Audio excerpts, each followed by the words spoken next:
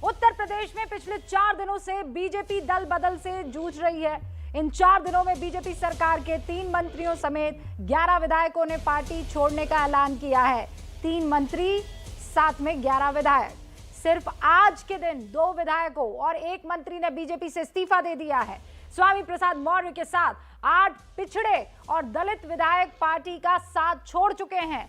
BJP में इस बगावत के बीच एक और अहम खबर यह आई है कि सीएम योगी आदित्यनाथ इस बार प्रभु राम की नगरी अयोध्या से चुनाव लड़ सकते हैं, लड़ने वाले हैं। आज दिल्ली में बीजेपी की केंद्रीय चुनाव समिति की बैठक में 172 सीटों के उम्मीदवारों पर चर्चा हुई। इसकी जानकारी उत्तर प्रदेश के डिप्टी सीएम ने दी।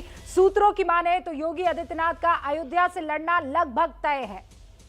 तो अयोध्या से चुनाव लड़कर क्या संकेत देने वाले हैं योगी? क्या अयोध्या है अखिलेश की तरफ से जाति के जोड़ का तोड़? क्या हिंदुत्व के नाम पर बीजेपी ओबीसी विधायकों की नाराजगी दूर करेगी? आज एबीपी न्यूज के महा ओपिनियन पोल में हम यही सवाल पूछ रहे हैं जनता से और उसका जवाब भी हमारे पास आ चुका है। और इसीलिए शुरू करते हैं इस सबसे महत्वपूर्ण सवाल के जवाब का सिलसिला।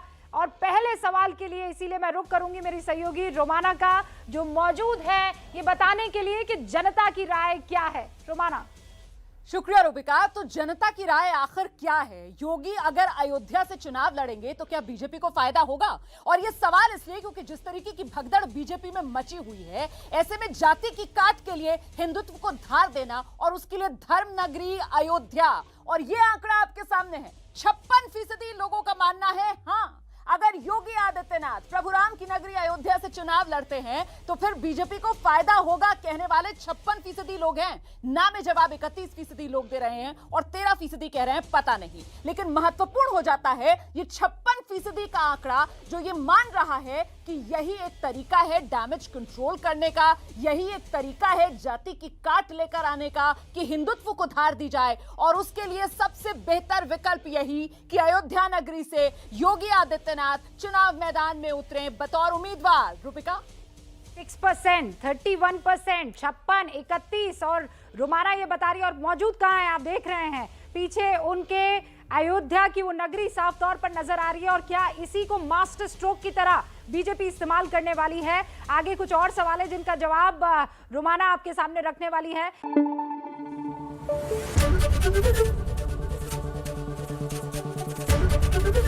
एबीपी न्यूज आपको रखे आगे।